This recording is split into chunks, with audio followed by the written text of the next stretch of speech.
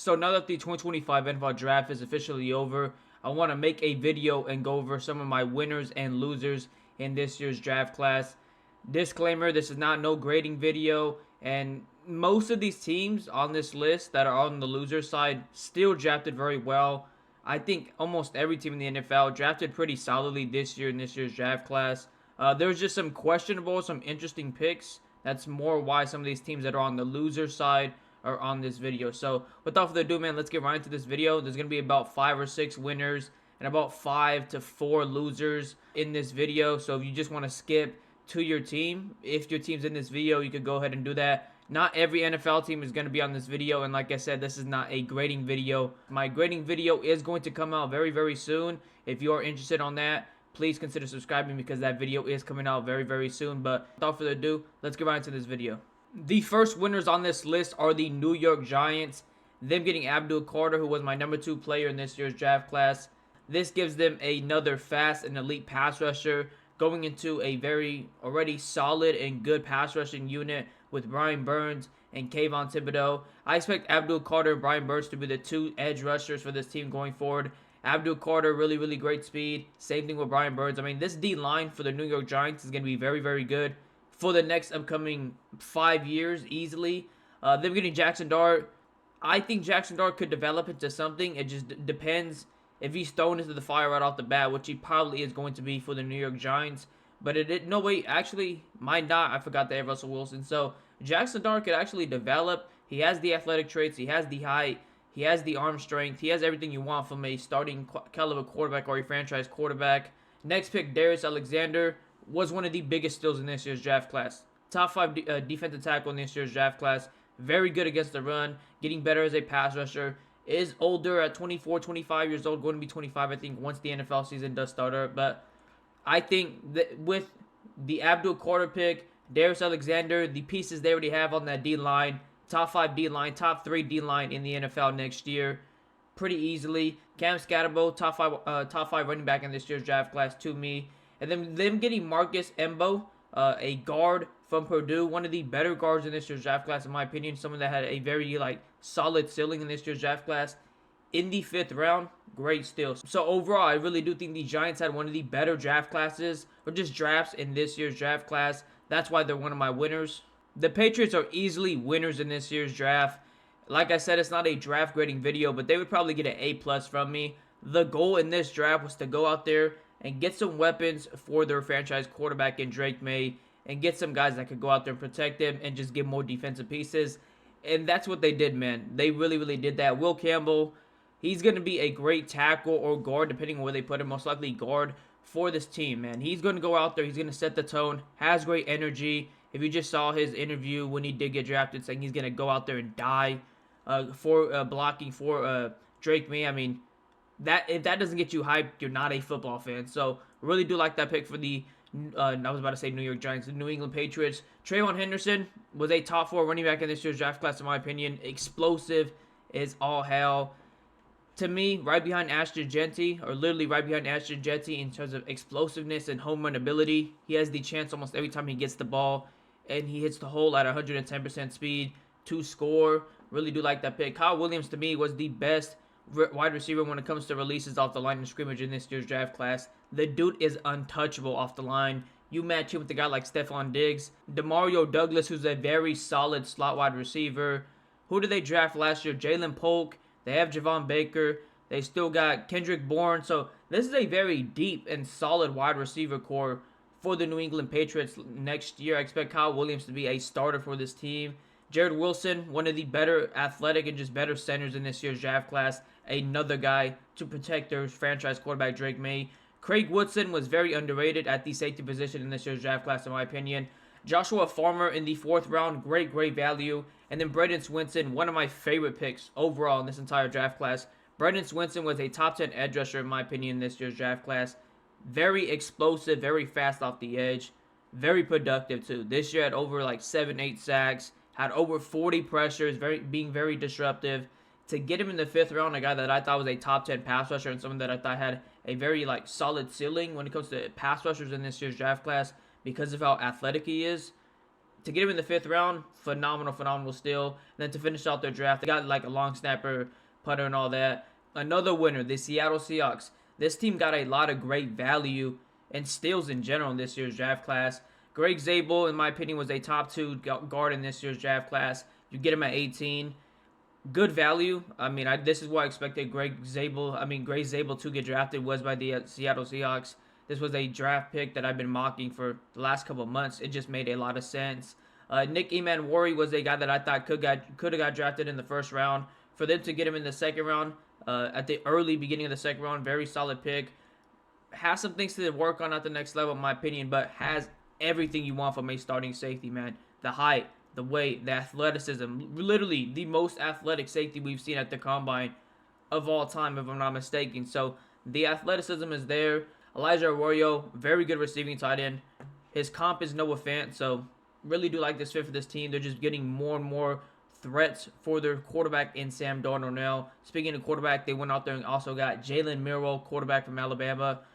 Could develop into something, man. I'm not lying. Really could develop into something. Jalen Milroe, to me, yes, has some things to work on accuracy-wise, playing on time-wise. Just staying in the pocket, not getting too flustered, playing faster. Has some things to work on, like I said, but he's not going to have to start day 1 for the Seahawks team. They'll probably roll with Sam Darnold for the next 2 to 3 years. And by that time, they either decide, hey, Sam Darnold, you're the guy or you're not the guy. I think, Jalen Milroe would have some development into him. He's a guy that has all the athleticism, just needs to work on some things. Torrey Horton, one of my favorite steals in this year's draft class. Could have went way earlier, in my opinion. Easily a top 10, top 12 wide receiver in this year's draft class. Around like 6'2", 6'3", very smooth mover, solid hands. Probably be wide receiver 3 for the Seattle Seahawks team day 1. Who knows? And then one of my other favorite picks, Damian Martinez, round 7, pick 7. I had Damian Martinez actually as a top 10 running back in this year's draft class. Not the most explosive dude per se, long speed wise and things like that, but he's one of the most patient, has some of the best footwork, and one of the more physical running backs in this year's draft class. I think averaged over either 5 yards a carry or 6 yards a carry throughout his whole collegiate career. Also had like the 2nd or 3rd most yards after contact yards in this year's draft class at the running back position. So this is a guy that I really do like for this team. Don't really need a running back. The Seattle Seahawks, in my opinion, don't need a running back, but really do like this value pick for them. The Las Vegas Raiders, to me, were winners at this year's draft. It kind of, towards the end of the draft, it kind of got a little weird and kind of fell off, in my opinion, but they started off really, really strong, man. Ashton Jeanty, I mean, this was a pick a lot of people were mocking for months. I mean, this was the same pick I was telling a lot of my friends that are Raider fans that was most likely going to happen, and it did. This offense is going to be very interesting and dynamic to watch, in my opinion, next year, especially with Geno Smith at the helm, who's easily a top 10, top 12 quarterback, one of the more accurate NFL quarterbacks as well. Jack Betch in the 2nd round, towards the end of the 2nd round as well. Phenomenal pick. Puka Nacua potential. They needed a grinder. They needed another wide receiver in general. And this could definitely be that guy for them. He's a grinder, very good route runner. Might not be the most like explosive speed-wise. Separation can be a problem here and there, but he's a good route runner, knows how to get in and out of his breaks, knows when to get in and out of his breaks and when to do it. And then his hands, man. Put the ball anywhere in his premises. He's going to come down with it. Darian Porter, potential. 6'4", 200 pounds. Is 24 years old.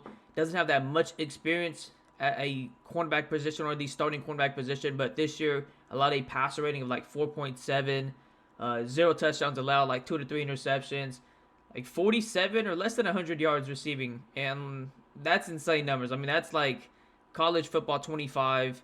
You make a cornerback my career. Like, those are insane numbers. To allow a 4.7 pass rating and over a good amount of snaps. Don't know how many snaps he played this year off the top of my head, but in a good amount of snaps is pretty incredible.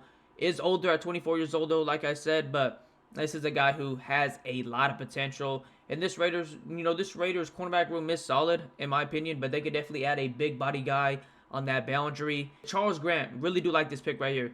Fairly athletic for the tackle position.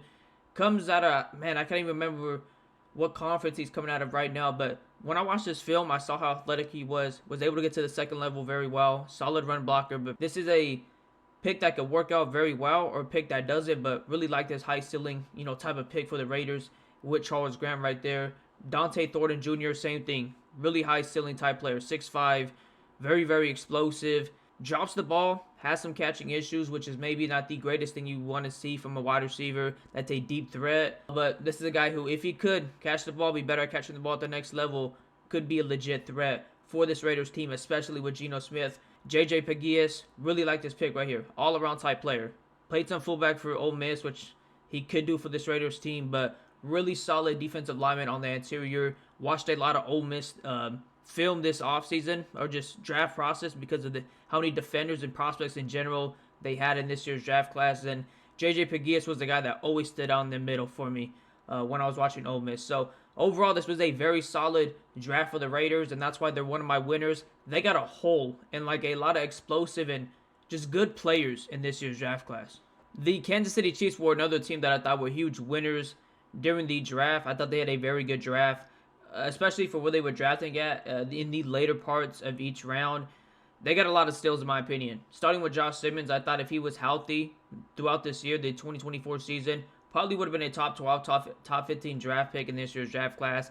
Very high ceiling. The question is if he can stay healthy at the next level. And if he does, this is probably the franchise tackle for the Kansas City Chiefs going forward. Omar Norman-Lott, really do like this pick for this team. 6'3", 320-ish, 315 pounds.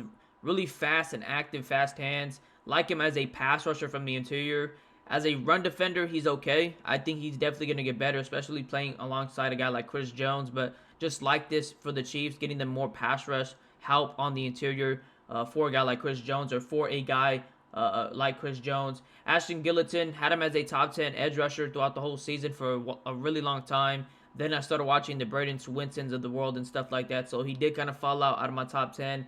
But I really do like this pick for the Chiefs. Just getting another pass rusher, and he kind of fits what they look for at the pass rush position for a Kansas City Chiefs player. Noah Williams, really do like this pick. Really do like this pick. He's a ball hawk. Had 15, 16 interceptions throughout his collegiate career. He's going to fit really, really well for this Kansas City Chiefs defense. They needed another cornerback, and they got a guy that I really, really liked in this year's draft class. And Jalen Royals was probably my favorite pick from them, or probably the pick I'd say is their biggest steal. I thought he was a day 2 wide receiver, or day 2 prospect in this year's draft class. The dude I know was hurt throughout the 2024 season, but 2023 was phenomenal. Beginning of this year was very, very productive as well before he got hurt. This is a guy who's a track star, gives you some legit speed, very good hands catcher. As a route runner, he's only getting better, and he's very solid already right now. But after the catch is where I think his best abilities are. You give him the ball, he's able to make a lot of guys miss. Really, really explosive. One of those dynamic receivers with and without the ball in his hands. To get him in literally the second to last pick in the 4th round, that's a steal, that's a snipe. And then my last pick that I really do like from them, Brashad Smith. Kind of a questionable player at the next level. More of like a smaller dude, definitely measurable-wise, but he's dynamic. Gives you some receiving upside as a running back, because he played receiver before, I'm pretty sure, and was converted to running back. But he's dynamic. They need another dynamic running back. They just need more running backs in general. And Brashad Smith is a guy that has a lot of potential. And if he doesn't work out, it is what it is. He was literally a 7th round pick. So do like this draft from the Kansas City Chiefs. They were definitely winners in my eyes. And the last winners on this list are the Carolina Panthers. Probably the biggest, or one of the biggest winners at this year's draft. If I was grading teams right now, they get an A+. Really, really do like what they did at this year's draft class, or at this year's draft, I meant to say. First pick, they went with T-Mac, the wide receiver from Arizona, giving Bryce Young another weapon. And this is a guy who's going to a great fit, in my opinion. Dave Canales used to be the offensive coordinator for the Tampa Bay Buccaneers. So what do they have in Tampa Bay? They have a guy named Mike Evans, and Dave Canales used to call plays for Mike Evans, and so he knows a thing or two about a big body wide receiver such as T-Mac and how to give him the ball, especially in the red zone. So I expect T-Mac and Bryce Young to have a very solid connection their first year together. Really do like this pick for the Carolina Panthers. And one, this either ensures that they believe in Bryce Young and think he could be the guy for this team, their franchise quarterback such as that and stuff. Or 2, they think that he has another year or 2 to prove that he could be the franchise quarterback, and they're making sure that he has the weapons and the supporting cast around him to do so. So really do like this pick for the Carolina Panthers. Whether Bryce Young's the quarterback of the future or not, this is probably going to be their wide receiver 1 for a good couple of years with T-Mac. And then Nick Skorton was their second pick. I really do like this pick. He's a top 10 pass rusher in this year's draft class, in my opinion. had him at number 7. Really, really sound and technical pass rusher. I know the athletic ceiling isn't too high, can be a little stiff when pass rushing, and the motor, I wouldn't say the motor actually, the explosiveness and the get off when pass rushing is super inconsistent, but he's a very smart run defender. He knows how to set the edge very, very well. And this is a guy who I think in 2023, when he was playing at Purdue, was a whole nother player than he was in 2024 when he was playing for the Aggies. I don't know why Texas A&M made him put on 20 plus pounds to play for their scheme. When he was playing at Purdue in 2023, he was like 267 pounds, and he was moving. He was getting off the ball very well, had a very nifty spin, moving just a very good amount of moves in his arsenal as a pass rusher. He still did when he was at Texas A&M, but you could definitely see he was a little bit slower when coming off the ball, a little bit more stiffer because he had more weight, and just didn't have that same type of explosiveness. But if he could cut down weight, be what he was in 2023 in terms of like his weight, I think this is a whole different player, and the Panthers got a steal with this pick right here. Next pick was Princely Umani-Elian, another top 10 pass rusher in my eyes in this year's draft class. Not as good, or really not that good against the run as a Nick Skorson, but this is going to be a guy who's a third down specialist. He has some good bend, some good twitch. He turns that corner very, very well. One of the better pass rushers when it comes to turning that corner in this year's draft class. And getting low reminds me a little bit like Zadarius Smith with his body control and the way he uses his body when pass rushing. Lathan Ransom was one of my favorite picks for the Carolina Panthers in this draft.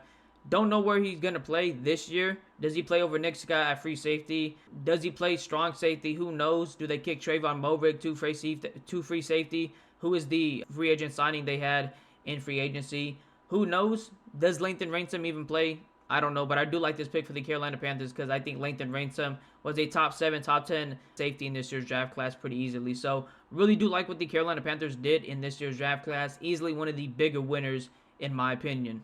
So now we get to the teams that I think were the biggest losers for the 2025 NFL Draft. And most of these teams on this list, and like I said earlier, are only on here because I don't like a pick or two they made. I don't think they really hit positional needs, or I don't think they got great enough draft value. And then there is one player on this list, and it's just because I don't like his draft destination or which he was drafted. But the first loser on this team is the Cleveland Browns. And they're the only team I'm really going to rip and say I don't like their draft. Mason Graham is a phenomenal player. Don't get me wrong. He's a guy that I would have drafted easily inside the top 8. The number 1 DT in this defensive tackle in this year's draft class, without a doubt. But to miss out on Travis Hunter, who to me was the number 1 player in this year's draft class, a generational player, an athlete, just reminds me a lot when they missed out on Julio Jones in 2011 when they had the 6th overall pick. Julio Jones was easily the best playmaker, the best athlete on the board, a generational type prospect, and they simply didn't draft him. So this reminds me a lot like that. Not say Mason Graham's not going to be a great player because, like I said, I think this guy's the number 1 DT in this year's draft class. He's the guy I would have drafted inside the top 8. And I don't see a world where Mason Graham's not a very good player. But to miss out on the number 1 player in this year's draft class, in my opinion, and a very generational type prospect, huge miss, in my opinion, by the Cleveland Browns. Quinshawn Judkins was a good pick. Harold Fenton Jr., solid player. I really do like overall I do like Harold Fenton Jr. as a player and tight end in this year's draft class. Just don't see what he's going to do for this offense. You have a great tight end already in David Njoku. Don't see Harold Fenton Jr. getting much PT or playing time this year at all. And then Dylan Gable, to me, is probably the worst pick, or one of the worst picks in the entire draft class. This was a guy who I didn't have as a day 2 prospect at all. And I know a majority of the others feel the same way. He's a day 3 prospect. A guy that, in my opinion, was going to get drafted round 6, round 7, or get undrafted. So to get him in round 3 or draft him in round 3, to me, is more of a panic pick. And it's more of a worse pick when you look at the fact that they drafted the better quarterback out of the two, one of the top 3 quarterbacks in this year's draft class, and ShedeurSanders 2 rounds later. So just weird draft by the Cleveland Browns, in my opinion. And the Dylan Gable pick to me was just terrible. Didn't understand it one bit, and then I honestly started laughing the next day when they drafted ShedeurSanders because I already knew, like, it doesn't really want to be serious. They're never going to be serious when it comes to just being a franchise, in my opinion. The Steelers are the next losers on this list, and I'm going to be honest, I really do love the Derek Carman pick. Didn't think D tackle was that big of a need for the Steelers in the first round. Definitely thought they should have went another way. The reason they're on this list is because, as I'm recording this video, they don't have a good quality quarterback on their roster. They do not at all. Mason Rudolph is their number 1 quarterback, and To me, that's not good. That's not good at all. So they needed to draft a quarterback in this draft class, in my opinion, and I think they missed out on Jackson Dart. I think Jackson Dart is who they wanted to draft in the second round. Obviously, the Giants jumped up to go get him, but Will Howard is a solid player, don't get me wrong, but I don't see franchise quarterback or starting quarterback with a Will Howard. I see backup quarterback and just a solid backup quarterback at that. So to me, not getting a quarterback for the Pittsburgh Steelers and drafting Derek Carman, who I think is a phenomenal player and prospect, in the first round when they had bigger needs, is why they're on this list. Do think Derek Carman is going to be a good stud and good player for this team, and I do think they had some really good picks with like Caleb Johnson in the third round and things like that. But to me, I thought they definitely missed out on positional needs, especially by missing out on quarterback or a good quarterback in this year's draft class. Now, the next losers on this list are the Saints, and more importantly, Tyler Shough.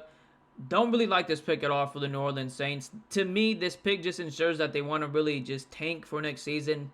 Tyler Shough, don't get me wrong, like he's a solid prospect. Didn't have a high grade on him at all. I know some people thought he was going to get drafted high. I heard some people say that he could have got drafted in the first round. I never had a day 2 pick on him at all. I had him as a day 3 pick. The dude is 26 years old, has played college football for a very long time. His statistics have never been great at the collegiate level at all. I mean, the dude has made some really questionable plays on film when you watch him, just decision-making wise on film.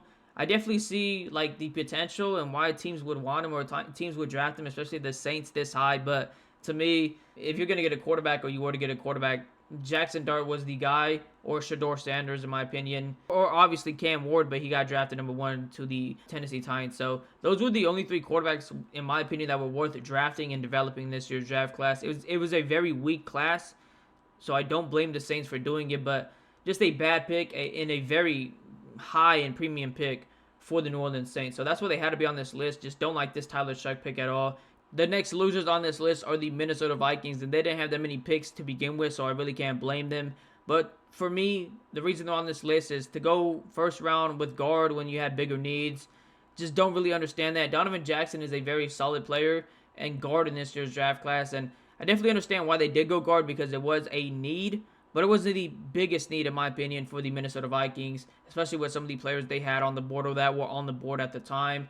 And then to me, why they're really on this is going Ty Felton in the third round. They didn't have any picks to begin with, like I said. Wasting a premium pick on a wide receiver, to me, was not really worth it. They had way bigger needs, and there were some really good players on the board when they took Ty Felton. So I was a little shocked that they took a wide receiver that early on. Definitely felt like wide receiver 3 was a need, and they needed another guy in there. Not saying they didn't, but to go wide receiver with your second pick in the draft, especially when it's not the biggest need and you have big needs defensively in that secondary per se, to me was just not worth it. But do like the rest of their draft. I think they got some solid guys. I mean, they only had 5 picks in general, so you can't really blame them. But to me, their first 2 picks really didn't hit positional needs in my opinion, so that's why they had to be on this list. And finally, the last winner on this list and the only player on this list that I considered a loser during this draft is Emeka Egbuka, who was my number 2 ranked wide receiver in this year's draft class. The reason he's on this list is because I don't like the destination of where he's getting drafted or where he got drafted. He's going to a team that is very stacked at wide receiver, especially at the slot wide receiver position. They brought back Chris Godwin. They drafted Jalen McMillan from Washington last year very early on in the draft. Wasted a premium pick on him, and Jalen McMillan is a wide receiver who showed a lot of promise, especially down the stretch for this Bucs team. So really don't understand why they drafted Emeka Egbuka. I thought they had bigger positional needs, especially on the defensive side of the ball. But, I mean, Emeka Egbuka down the line is probably going to be their, slot wide receiver of the future. He's going to be their new Chris Godwin. This, to me, just raises more questions about, what's Jalen McMillan's future going to look like for this team? Is he going to be the slot wide receiver? Is he going to be a boundary outside wide receiver for this team? Who knows? But just don't like this pick for the Tampa Bay Buccaneers. Or more importantly, I should say, don't like this pick for Emeka Egbuka because he's going to a very stacked wide receiver core. And I thought this was a receiver in this year's draft class. Like I said, had him as ranked number 2 in this year's draft class. But I thought this was a dude that was very pro-ready. To see him go to a team that's really stacked at slot and just really stacked the receiver already, to me, is just going to hinder a lot of what he could have done his rookie year for a legit team that needed a wide receiver in the first round, or just a wide receiver in general. So that is going to wrap up the video. Let me know in the comments what you guys think about this video. If you agree with my winners and losers, If you don't agree, which teams I missed out on the loser side, or which teams you think should have been on here on the winner side, and just overall what your team did in this year's draft and how you think you guys did. I am going to be making my draft grades for every NFL team very, very soon. So if you are interested in that video and you want to see more content from me for the NFL, please consider subscribing. But it's been your boy Sports Culture. I'm out.